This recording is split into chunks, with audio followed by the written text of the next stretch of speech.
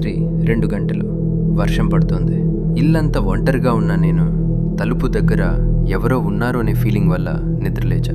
కానీ తలుపు దగ్గరున్నది మనిషి కాదు అని తెలుసుకోవడానికి నాకు ఎక్కువసేపు పట్టలేదు. నేను మెల్లిగా హాల్లోకి వెళ్ళి మెయిన్ డోర్ లాక్ని చూసా. లాక్ వేసే ఉంది. కానీ బయట నుంచి ఎవరో గట్టిగా డోర్ని స్క్రాచ్ చేస్తున్న శబ్దం వినపడుతుంది.